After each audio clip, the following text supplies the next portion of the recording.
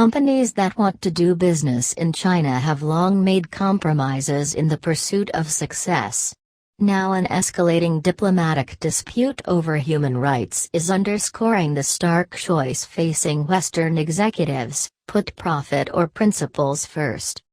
The strains over Xinjiang, where US, EU and UK authorities have accused the Chinese government of repressing Uyghurs and other minority groups through forced labor, mass detention and sterilization, has ensnared a growing number of businesses and trade relationships in recent months. Beijing has vehemently denied all the allegations, and says its camps in the region are vocational training centers designed to combat terrorism and religious extremism. But last week, a landmark investment deal between the European Union and China was cast into doubt after officials traded sanctions over Xinjiang. Days later, HNNMY, Nike, NKE, Adidas, ADDDF, and other Western retailers were threatened with a boycott in China because of the stand they had taken against the alleged use of forced labor to produce cotton in Xinjiang. HNNMY was even dropped by major Chinese e-commerce stores. "We are working together with our colleagues in China to do everything we can to manage the current challenges and find a way forward," H&M said in a statement Wednesday. Beijing has made it clear that multinational corporations have to follow its rules if they wish to operate in the country, and gaining favor can require anything from abiding by restrictive regulations to saying a few good words about China.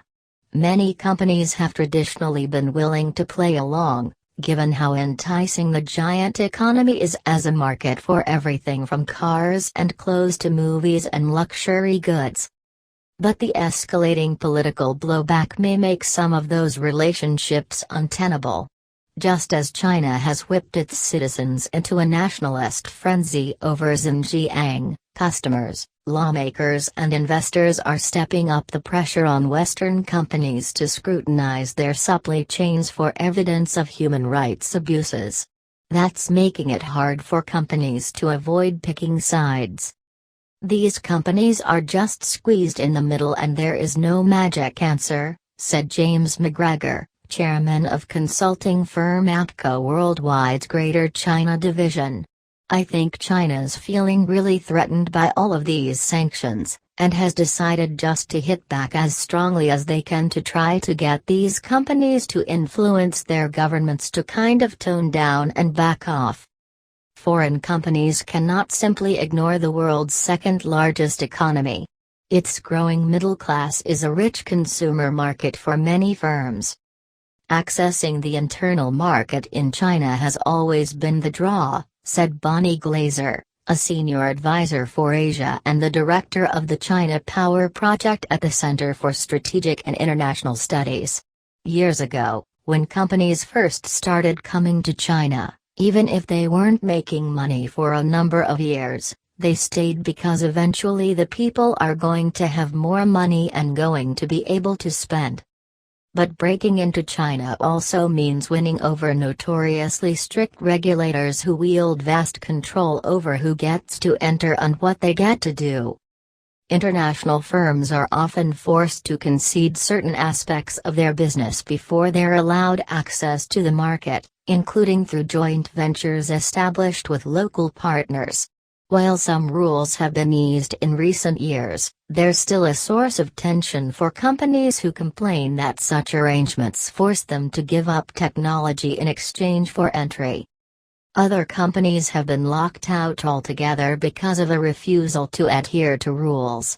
Google, for example, offered search in China from 2006 to 2010 with censored results, but was eventually blocked when the company decided it would end that practice. Several years later, it considered returning to China, but was heavily criticized by human rights groups wary of the ruling Chinese Communist Party's vast censorship apparatus. Those who win access to China, meanwhile, can sometimes find themselves thrust into controversy, to damaging effect. In 2017, Several stores owned by South Korea's lot were shut down across China after the conglomerate became embroiled in the deployment of a controversial U.S. missile defense system in its home country. China had bitterly opposed South Korea's decision to deploy the system, which it saw as a threat to its own security. The following year, the Chinese government demanded that American Airlines, AAL, Delta, DAL, and United, UAL, change the way they referred to Taiwan or risk sanctions in China, one of the world's biggest markets for air travel. Beijing has long been sensitive about any suggestion that Taiwan is not a part of its territory, though the island has been governed separately for decades. And in 2019, the NBA became entangled in its own battle with Beijing after sports executive Daryl Morey, who was serving as general manager of the Houston Rockets, tweeted support for pro-democracy protesters in Hong Kong. Chinese state television network CCTV pulled NBA games, while all of the league's official Chinese partners suspended ties. Even companies that enjoy a relatively strong relationship with Chinese officials aren't immune.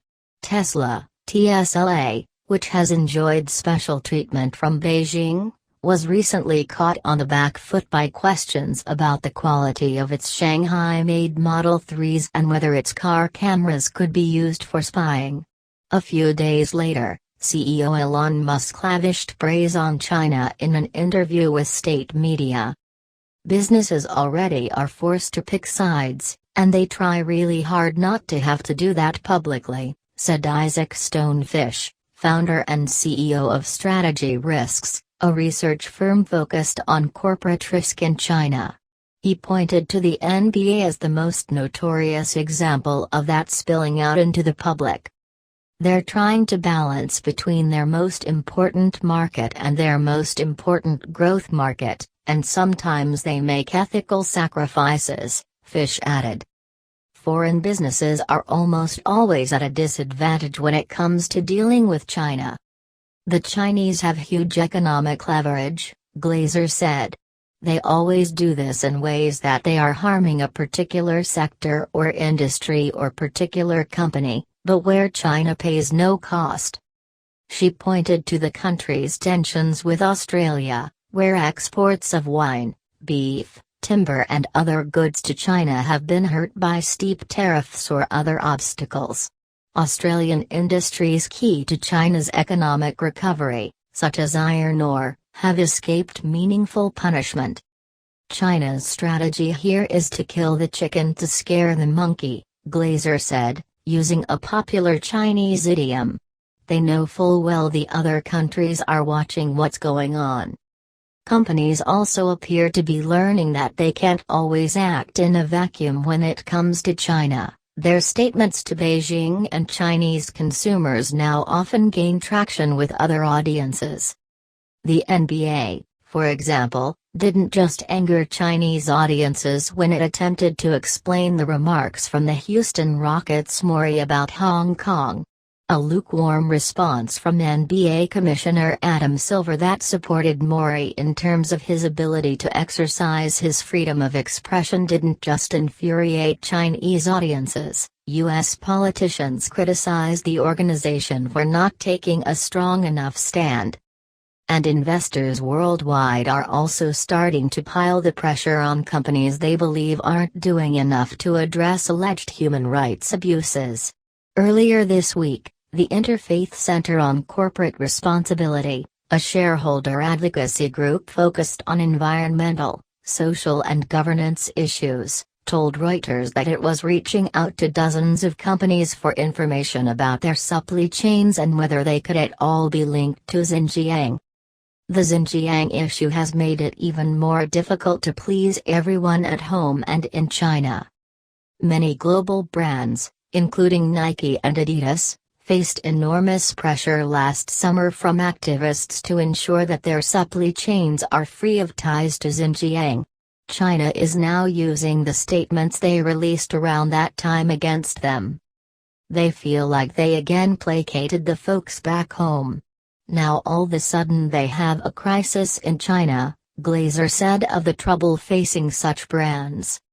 H&M products were pulled from Chinese e-commerce websites run by Alibaba, BABA, and JD.com, JD, as the backlash gained traction last week, though apparel giants Nike and Adidas appeared to escape such dramatic measures.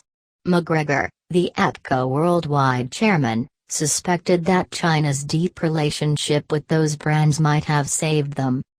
Nike and Adidas advertising dollars are very big for Chinese sports, he said.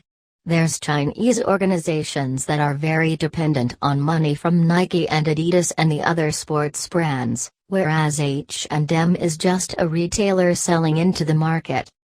Still, the tensions may only grow more severe in the coming months. Beijing is scheduled to host the 2022 Winter Olympics, and dozens of campaign groups have already begun calling for a boycott.